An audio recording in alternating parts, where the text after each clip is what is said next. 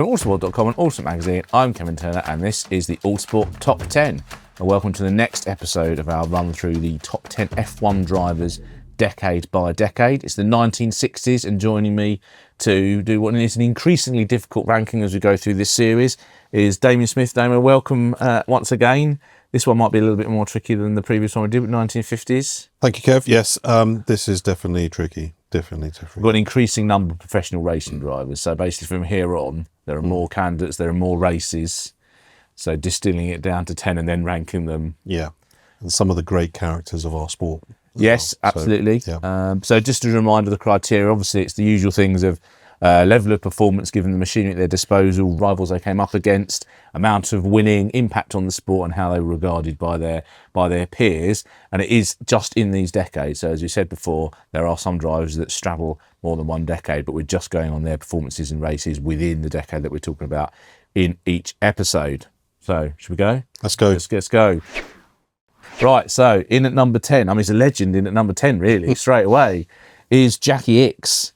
3 wins in the decade. And in fact, that was his first one. That picture there, those watching the video, the 1968 French Grand Prix, underlining early on his status as one of the great wet weather drivers. 3 poles, no titles, of course. Now, before we get too into this, this list was hard to get into the 10. The 2 names that I've left out, which are probably the most, egregious, if you like, the ones that kept me up at night. Phil Hill, 1961 world champion. Yeah. And Chris Amon, undoubtedly the greatest Formula 1 driver ever to win a world championship race. Yeah. I think that's a given. I think that's his thing, isn't it? Yeah. Sterling's the greatest that didn't win a world championship. Chris Amon, legendary ways to lose races that he managed. So there they are, Phil Hill and Chris Amon. So they were the 3 shooting out for number 10. Have I gone for the right one? And is there someone else you want to throw into the mix at 10? Well, I was thinking about this, and I suppose the only one who possibly could have had a shout was someone like Joe Siffert, maybe Pedro Rodriguez as well. Big fan of Rodriguez. I think he really came into his own from 1970 though, and then he's killed in 71. So yeah. I'm So a big fan of his. This is tough. I really hate the fact that these 2 aren't in here. Eamon in particular. Yeah. I've said before, I had the great pleasure of meeting him in New Zealand and spending a long evening over red wine discussing all sorts of fabulous things. Well, fantastic character, brilliant driver, should have been a championship contender, never mind a Grand Prix winner. Yeah. It reminds me a little bit of when Jody Scheckter became our Autosport's expert view pundit in the late 90s in the magazine, and we used to do things like top 10s with him of drivers of that time, and he could never get it down to 10. It would always end up with like 13 and a half and stuff. And this is hard. It's really hard to get it down to 10. I mean, Phil Hill's one of the great American racing drivers, obviously a world champion in a difficult circumstances, admittedly, in 61. But also was a really popular figure in the sport and student of the sport as well. A great photographer, fantastic photographer, took wonderful photos of that period.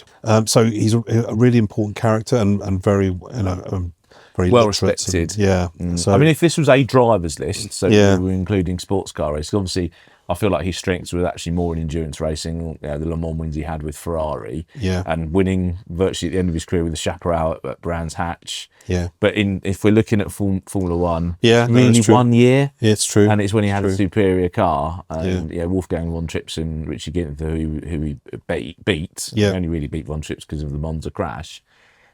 No, you're right. Everyone knew that Moss was the best driver in the world. When it comes to it, this is why these things are brutal. These lists. Yeah, they are hard. And Chris Amon, the number of reports you read from period where he was a contender for the victory, or was in 2nd or 3rd place in the race, and then it drops out. It's just it seemed like and he had the respect of his peers, definitely. Yeah, well, yeah, absolutely. So so they were actually teammates, Ickx and Amon, in 1968. Ickx was the sort of coming guy. Amon was the team leader, really. But it's Ickx that he made an immediate impact. He did win a Grand Prix, and then by the following year, when he moves to Brabham, he's pretty much the closest thing to, I suppose you'd say, Ickx at Brabham and Jochen Rindt at Lotus, so the nearest things Jacky, Stewart and Matra had to a contender. So in his 2nd F1 season, to be right, I think that would have felt like a bigger impact than Phil Hill or Chris Amon were able to make Yeah, and I like the fact he was an awkward character, and wasn't particularly popular. Didn't really buy into the whole safety crusade that his namesake Stewart was pushing forward with. One of the key things I think about Jacky Ickx in the 60s, well, a couple of things. Combining what he was doing in sports car racing at the time with Formula One, obviously, because he was already becoming a sports car great in the 60s in Golf Mirage and in the GT40s, etc. But then also at Brabham, so Jack had a big shunt at Silverstone in testing in '69 and broke his ankle badly. And from that point on, Jacky kind of had to step up and lead the team, and he did so, and he did so very well. And I think Brabham and Jacky Ickx didn't really gel particularly compared to the relationship he'd had with Rindt. But Jack wrote in his autobiography about the respect he had for Ickx for the way that he kind of picked up the baton when Jack was injured.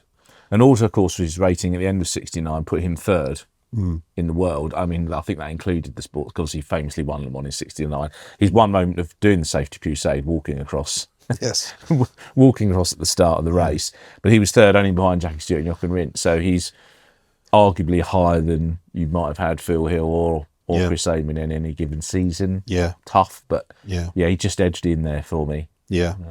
I mean, now, and I think the way his career developed, what an incredibly charismatic racing driver, and just a great sportsman, and obviously one of the great all-rounders when you look at things like the Dakar results he got in the 80s and things.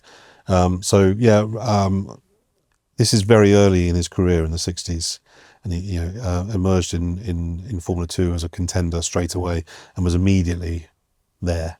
So I think he's got to be there, and I think probably you've got him in the right place. Number 9 is another king of F2, actually, or a king of F2. I suppose even more of an impact than Jacky Ickx had. Jochen Rindt. Very difficult with these decades, because spoiler alert, he's not in the 1970s list because it was the one year, even though that's the year he won his world championship. But I wanted him in somewhere.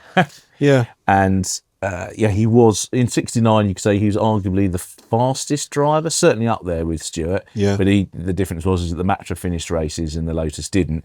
He got one win during the year, right at the end of the '60s at the US Grand Prix, but 7 pole positions, including a couple with the Brabham Grenade of 1968 that with the new Repco engine that never could get to an end. So in this era, he didn't win any titles, but I think he finishes the decade as one of the established top liners. It's him and Stewart, basically. Yeah, absolutely. And for those of you watching the show, you've chosen a shot from Silverstone '69, one of the great Grand Prix, and these two friends jousting. And just by accident, I think it's also showing the end plate broken. It is, isn't it? Rubbing it hanging down. When I picked that out, I didn't actually notice that. Now I've seen it big. That's great. So that is actually the end plate. That's what Jacky came past and went spotted it and warned Jochen. Don't have a tyre blowout. That wouldn't have been funny at high speed Silverstone. No. Yeah, a really important character who had so much more to give to motor racing, and would have done. Had he not... There's also that debate as to whether he was going to retire quite early or not if he did win the World Championship. Yeah, and he would have been Bernie Ecclestone's partner, I think. And he probably would have ended up running a race team and then maybe much more. Because he had his own motor show as well, didn't he? Yeah. He had his own motor show, which was quite... an interesting character, Jochen Rindt. I once got told off at school for asking a teacher how to spell Jochen Rindt. Oh, really? So fed up with me writing about motor racing. But I think we should say, so he comprehensively beat Graham Hill as his Lotus teammate. I say Graham may have been past his best by then, but he did, double world champion. Didn't compare quite, and he was quicker than Jack Brabham when they were at Brabham as well. Didn't compare quite so well with John Surtees at Cooper when John came over in '66. But he's much earlier in his career, and obviously Surtees is an established. Surtees was probably at his peak in the mid-'60s, wasn't he? So can't really hold that against him too much. But do you think on the basis that it's only a very brief time that he's running at the front, I think ability-wise he'd be higher on this list. Yeah. But impact-wise, can't quite push him any higher. It's such a shame. His period of peak Jochen Rindt was so short, unfortunately. But it was right at the end of the '60s he started to come good. I mean, Dennis Jenkinson famously said he'd shave his beard off if Jochen never won a World Championship Grand Prix, which seems like a rare blind spot and oversight. Yes, I think he thought he was too wild because he was pretty, I think, hard on the kit. But I'm not sure if. I mean, he did win Le Mans, although he was trying to break the Ferrari in '65 after the early delay. A bit bored. And it just kept going. But he won a lot of F2 races. I mean, he tended to, before Clark was killed, he beat Clark in F2. He beat Jacky Stewart. So they knew that was a time when a lot of the Grand Prix drivers did F2. So it doesn't come into this. Yeah. But it's just a bit of context of he was top talent. He was, yeah.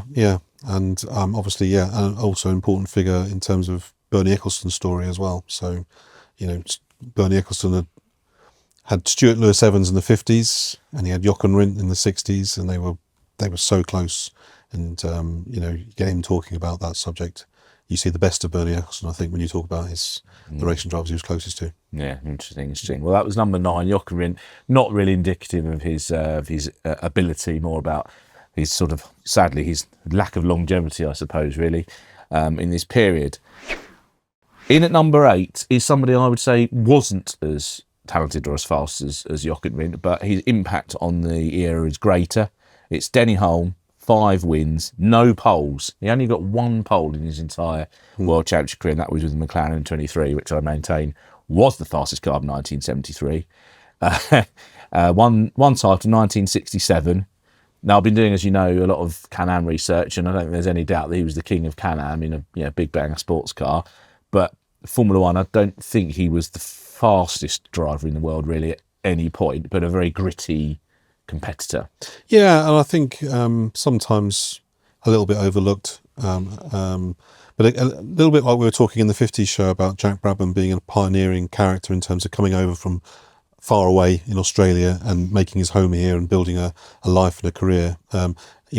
Denny followed him and made a similar move in the early 60s and was a real sort of linchpin of the early Brabham story outside of Formula One. Dan Gurney was signed to the Formula One team, and when Gurney left to form Eagle, that Denny had the chance to step up with Brabham, and you have to say he took his chance when it came. The opportunity was a great one that Brabham got all the right pieces together all the right time, but Denny made the most of it, and Jack wasn't trying any less hard in '67, and there's some luck, there's some fortune, and reliability obviously comes into it with the new Lotus 49 kept breaking. And why I struggle a little bit, because Jim Clark and Lotus 49 are so far down the road, so much of the season, that it doesn't really seem right that Hulme wins the championship. That's not really a criticism of him, though, because I don't think anyone would have beaten that Lotus 49. It was so far ahead of everything else. But he was a tough character, and also that's this brilliant shot of going sideways at Monaco on his way to his first Grand Prix World Championship Grand Prix win. Yeah, it's fantastic, isn't it? I also like the fact that at this end of '67, he's his own man, and he leaves to go and join his old friend Bruce McLaren, and doesn't stay to defend his title with Jack. He moves on, and no hard feelings. As was the way then, and he moved on. And obviously at McLaren, as you say, it was the Can-Am story is as much a part of him as the Formula One story. I feel like '68 is almost more impressive. New team, fledgling team. When the point he joined them, McLaren hadn't won a Grand Prix. Yeah, but he actually got himself into championship contention. Yeah, I think that's almost a better effort and performance. And of course, it doesn't come into this because it was in 1970. But he was a key person at McLaren in picking them up after. We often talk about Graham Hill picking Lotus up after Colin Chapman lost Jim Clark and kind of went AWOL for a little while. But actually, McLaren literally lost their leader and their driver. And Denny, despite having his burns from the Indy 500, he rocked up and he did the thing. He kept things going. So huge respect to him as a character. Yeah, they didn't come much tougher than Denny Hulme, I think. And much later in life, I remember as a young teenager, I was a gopher in the Silverstone pits for one of the Coy's historic festivals, and suddenly realised that Denny Hulme was in the pit next door for the touring car race. He was driving a BMW that weekend, and it was a real buzz to see him there. And obviously, no airs and graces with Denny Hulme. When he died, I was off to university It was the day I was going, and I bought a copy of Motoring News, because it was a Wednesday, and the big news was Denny Hulme's death. So At Bathurst, wasn't it? Yes. Had a heart attack during the race. Exactly. Yeah. So he kind of one of those drivers who died at the wheel, but in a way that was kind of fitting. Yeah, he managed to pull it off out of the way, didn't he? Yeah.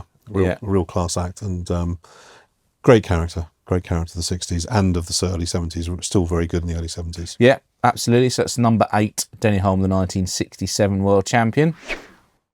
So in at number 7, now this was impossible to place, and Ian Titchmarsh, who's appeared on our podcast in the past, was very unhappy at Stirling Moss being in at number 7 in the 1960s. Now, I'm not for one moment suggesting that there are 6 drivers in the 1960s who are better or greater than Stirling Moss overall, but again, we're talking about just 2 seasons, 60 and 61. He missed several races in 60 because a wheel fell off his Lotus at Spa. But he gets in because I think for the first 2 years of the decade, he's the best driver in the world. And those great performances at the Nürburgring and Monaco in the underpowered Lotus 18. Yeah. I think I feel Ian's anger. I understand Ian's anger, but in terms of the impact of the 60s, it's hard to put him much higher than this for the reasons you've given, really. This is where the decade by decade thing works against us a little bit. Yeah. It's just a different way of looking at it. Yeah, absolutely. So, but as you say, I think he was still at the height of his game when the Goodwood accident happened in 62.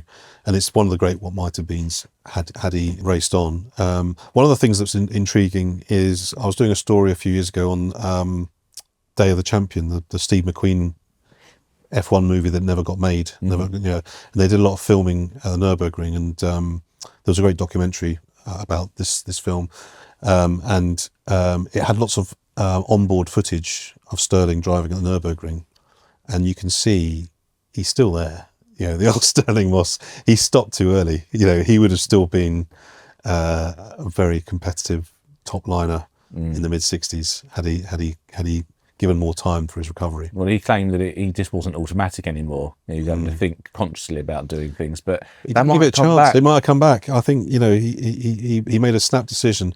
Complete respect for that, and obviously he went on to have a long and fulfilling life as a being Stirling Moss. Being Stirling Moss, exactly. But yeah, it's for us race fans, it's frustrating that we didn't get to see more of what he could have done in the 60s. Yeah.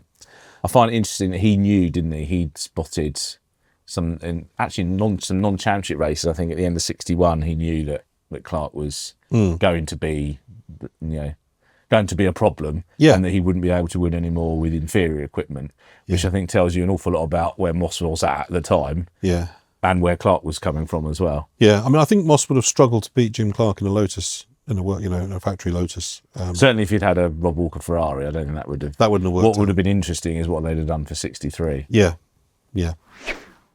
Number 6, always brings a smile to my face, as you know. Dan Gurney, 4 wins for 3 different constructors, ridiculous. 3 poles and no titles, but possibly should have, would have, could have been a double world champion if he'd stayed at Brabham and not gone and started Eagle. Yeah. I mean, a class act, obviously famously. The one that Clark feared. Yeah, it's your pet subject, isn't it? It is a little bit, yeah. Big fan. He was. I was very fortunate to interview him not that long before he died. He's just a proper legend. Yeah, absolutely. Yeah. I think your summary probably gets to the heart of it. I think Jack Brabham recognised what he had to give when he signed him as his driver, and in that 1.5 litre era, he was right there. And it was only the fact that Brabham was a new team and was struggling a little bit with reliability and just finding their groove that he didn't win more races. Obviously, significantly also won in a Porsche, which is unique as well, a unique achievement. And again, you look at the peers around him and how they perceived him. And famously, Clark's father told Dan at Jimmy's funeral that he was the one that he respected most, which stuck with him as it would. Yes, that would stay with you. Yeah, stay with you. And a real class act in every way, and went on beyond the 60s as a team owner. So his impact on the sport was enormous. I mean, the Gurney flap, obviously, the spraying of champagne. He's a Le Mans winner within a couple of weeks of winning the Belgian Grand Prix at a record speed. Really good Grand Prix driver though, and as you say, could have won a lot more races in different circumstances, and of course he gave us the eagle. So for that alone, Would you want it to be a double world champion and no eagle? I'd rather have the eagle. Would you? So, He probably would have done as well. Actually, I think so. He's an atheist. In terms of the sport, he loved the sport for the feel and the touch and the smell and the sound as much as for the there it is there on the screen for those of you watching. It's one of the most beautiful F1 cars ever. That's not actually the best photo of it though. It looks a bit odd. Looks like the nose is bent. Sorry, you picked the banner on that, Kev. Sorry. I thought that was really nice and cool and close. As he's coming into La Source, I think. There. Yeah. Into the top 5. So this is where it gets tricky. Okay, interesting. Yeah. So number 5 is someone who should have achieved more, in my opinion. I think it's more about things outside the car than inside.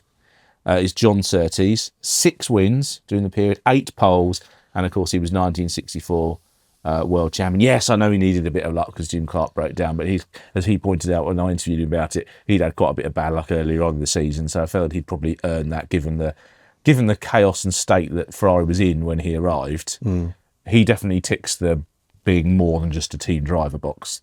Just a team, just a driver. He's a team player, isn't he? Yeah, absolutely. And I was, as we were lucky enough to get to know John, who's still a very active person in motor racing up all the way through his life, and interesting character because he had always an edge to him. Every conversation, there was an edge to the conversation, which I liked about him. And he considered himself a motorcyclist first because that's where he came from. That's what he was extremely good at, and one of probably higher up the greatest motorcycle racer list than the car racing list. Yeah, very very high up on that. And you think about how he hit the ground running when he came into four wheels. Famously, he'd never even seen a motor race until he was in one. At Goodwood, and was instantly quick. And that 1960 season, in probably the most competitive F1 car he drove, actually, in terms of in terms of raw pace, in terms of raw pace, and he was there with Clark straight away. I think it's got to be said. So, and he was almost Lotus's guy, didn't he? But he got for the last time, walked away when things got a little bit political behind the scenes, and people blamed him for in his island getting the boot and all the rest of it, and he was like, "No, I'm not." You can't imagine him staying with Chapman for long. That's the way it worked out. But it just, even if he'd got over that point, there'd have been something else down the line. There was no way the two of those would have rubbed along. You think he'd have fallen out with him before he got to the Lotus 25? Anyway, I think so. Yeah. I think so. I suspect so. And as you say, he made the Ferrari thing work. He built Ferrari around himself in a way, in that sort of way that later generation drivers would. And he became Italian for a while there. He just loved Italy. He loved the lifestyle over there. And he got Ferrari. He'd had the same thing with MV Agusta. So I think he was perfectly placed. And it's just such a shame that he fell out with Enzo when he did, in Dragoni in '66, because I think Surtees versus Brabham that year would have been a really interesting one if he'd stayed. As it was, he still managed. He then went to Cooper, and still won, and finished second in the World Championship. I think that was peak Surtees. Really, he was because he was on it in sports cars as well. Yeah, he was that 64 to 66, 67. He was he was one of the top. And then the way he led Honda as well, and the Hondola win at 67. Okay, it's the Jim Clark race, but you still got to be there at the end. And for a smart wheel to wheel, though, getting Jack to come down the inside on the oil. Parabolica. Just a savvy driver. Probably a better driver than Team Boss. I think there are certain drivers that did fall out with him because he could be quite abrasive. Yeah, I was devastated later in my career when we fell out with John over some of the comments that one of his drivers had to say about him. And the driver had been quite critical, but also said that he loved John Surtees because he was John Surtees and he was a special man. But John took great exception to it. And it was really painful, and we had a difficult year. We got over it, and that was Surtees. He was sensitive, very sensitive, and I think he was easy to offend. And as a racing driver, that was probably a weakness from his side of things. And he probably talked himself out of maybe more than one world championship. Given his abilities, you feel like his stats should be. They should be better. Yeah. Do you think I'm in the right place with him fifth? So he's ahead of. I would put him ahead of Gurney. Yeah, so he's ahead of Gurney, and he's behind our next man. Yeah, I think so.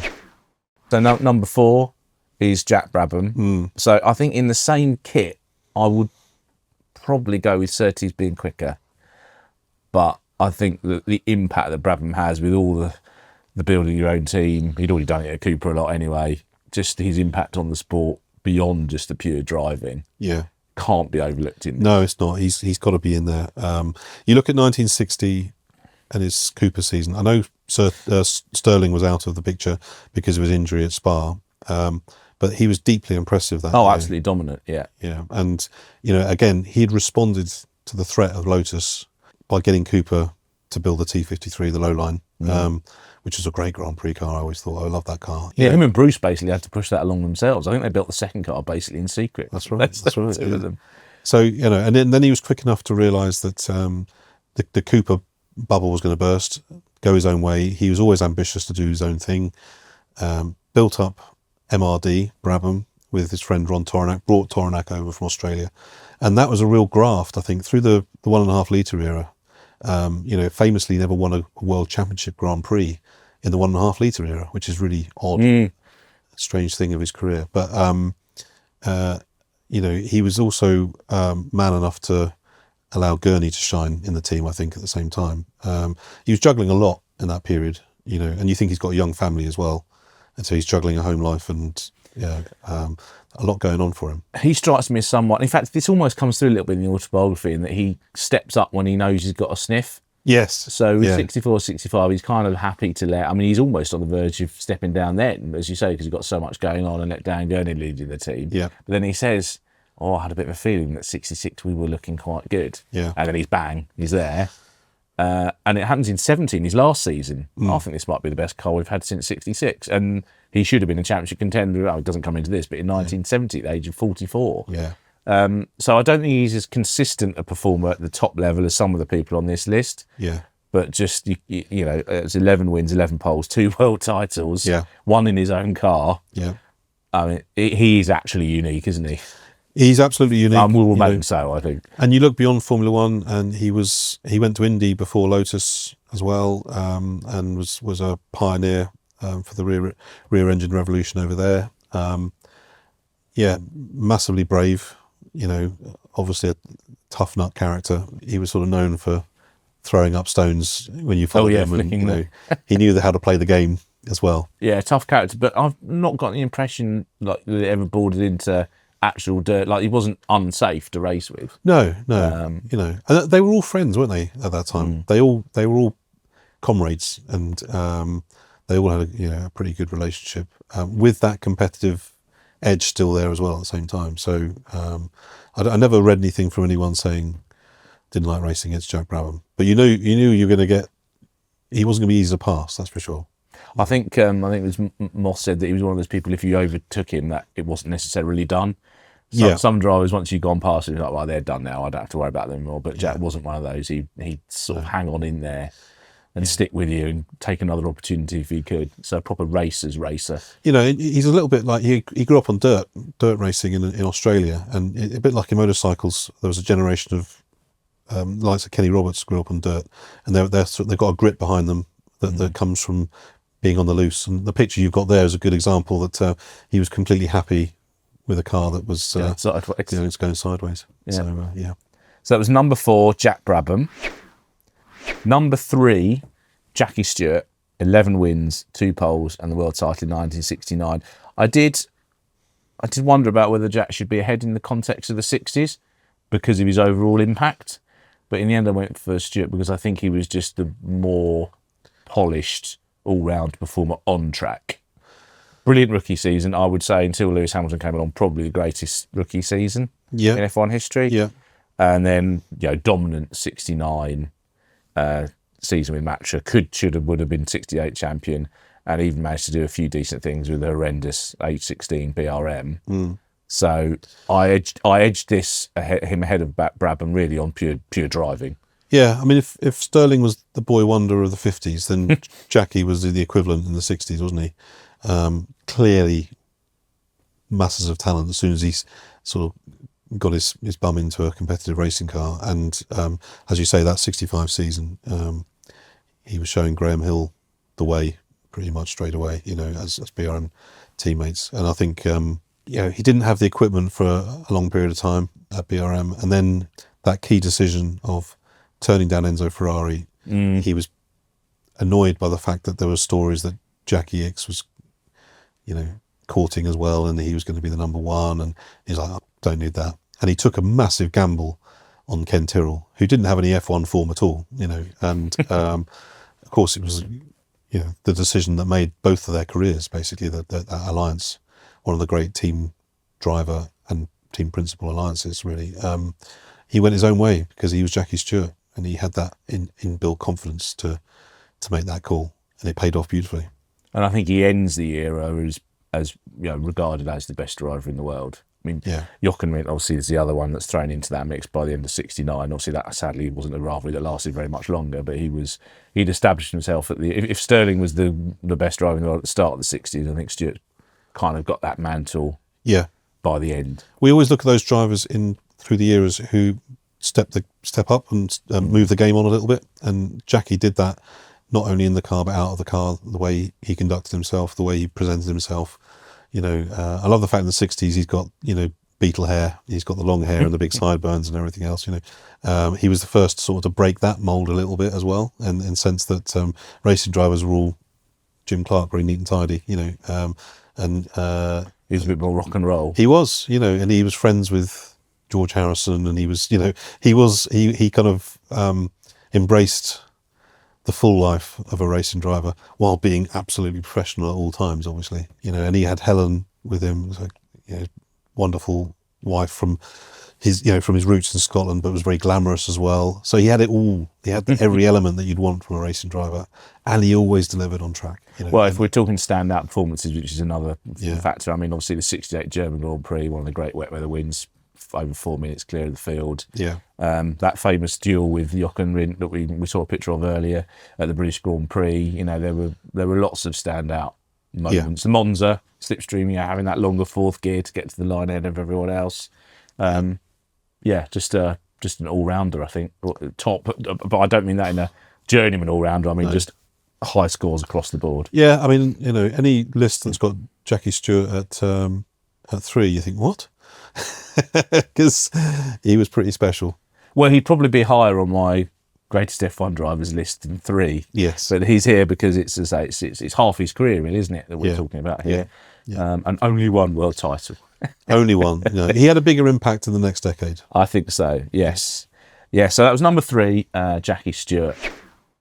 So it must be fairly obvious, really, who the top 2 drivers are, I think, in the 60s. And number 2, which was quite often his position, is Graham Hill. But 14 wins, 13 poles, 2 world titles.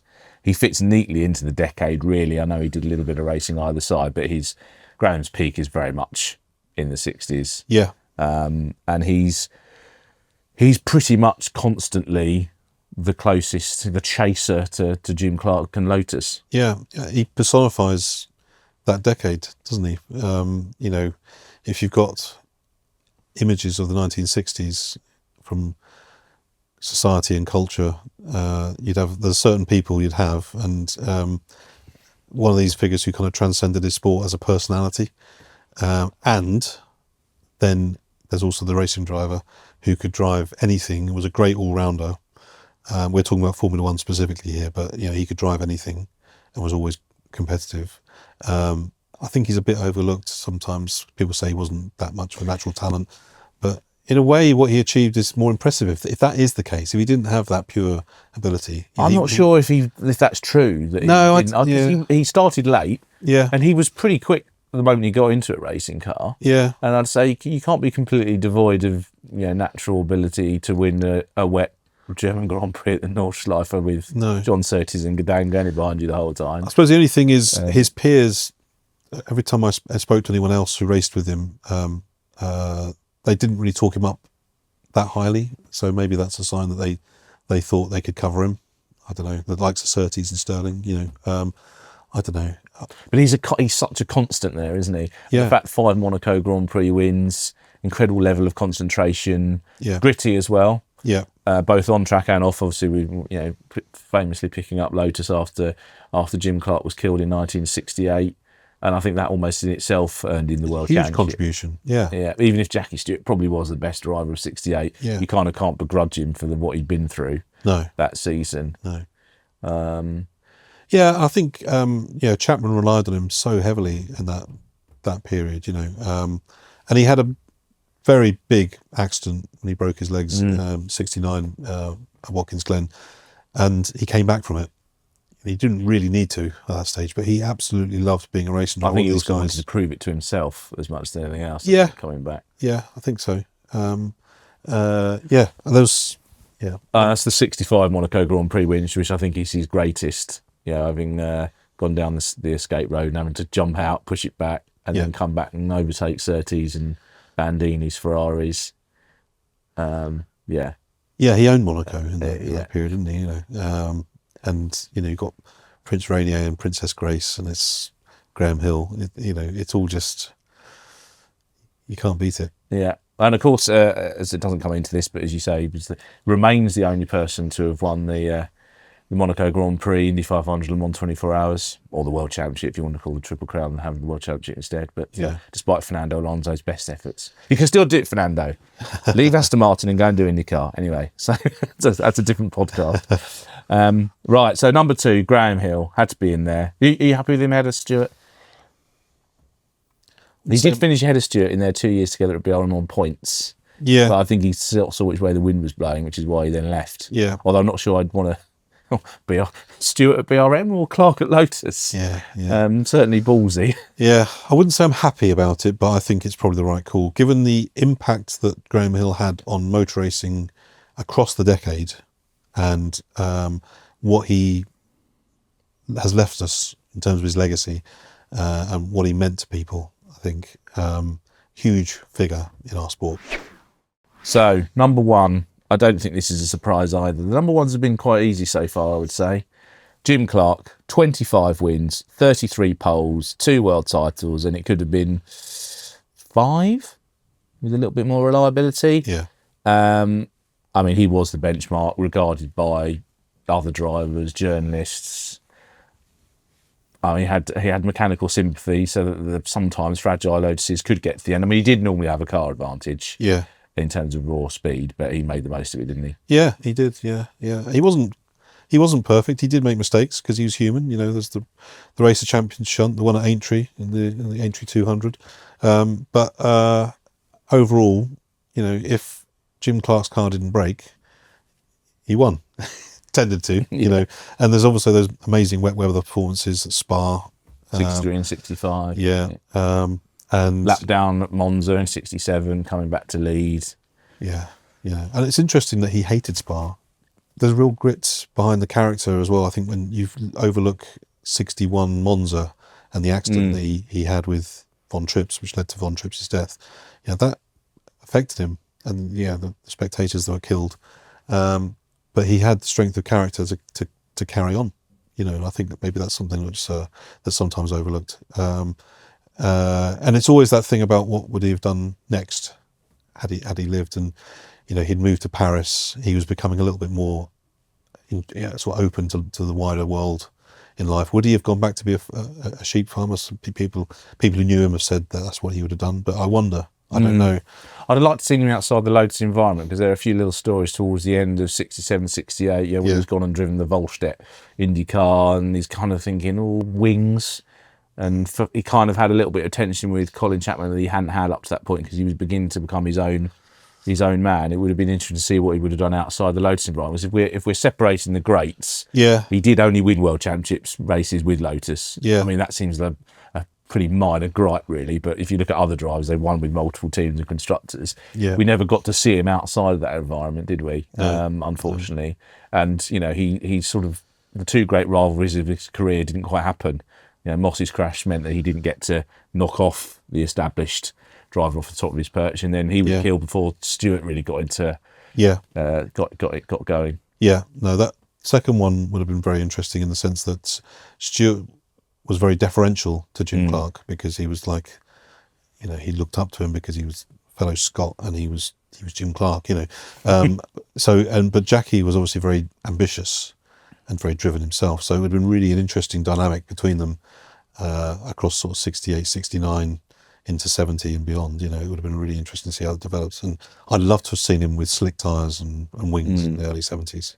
I wonder if he would have had always interested to know how much of the because obviously people talk about the Chapman-Clark combination, but how much of the technical side was really coming from him and how much of it was just being Colin translating what he was saying and doing the engineering part. Yeah. So you feel like Jackie Stewart's understanding of vehicle dynamics was perhaps greater. Yeah. So as the sport got more technical, maybe that would have played a bit more towards Stewart than Clark, but it's difficult to know. It's difficult to know, it is. But what we have is enough, I think. Yes.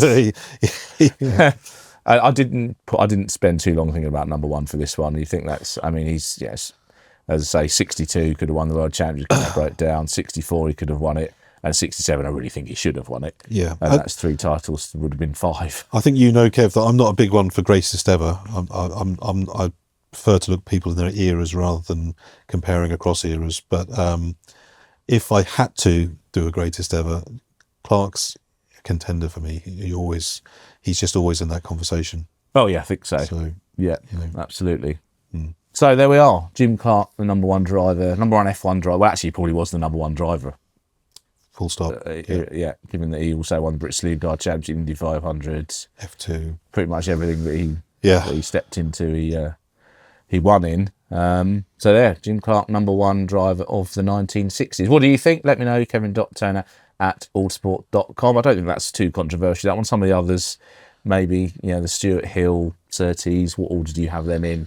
Whether you're weighting sort of level or longevity, I suppose. As usual, you've been scientific in how you've looked at it. I think your list is pretty close. Thank you very much. We try. Well, thank you very much, Damien Smith. Thank you very much for tuning. Obviously, the next one will be the top 10 drivers of the 1970s. Thanks very much. Until the next time.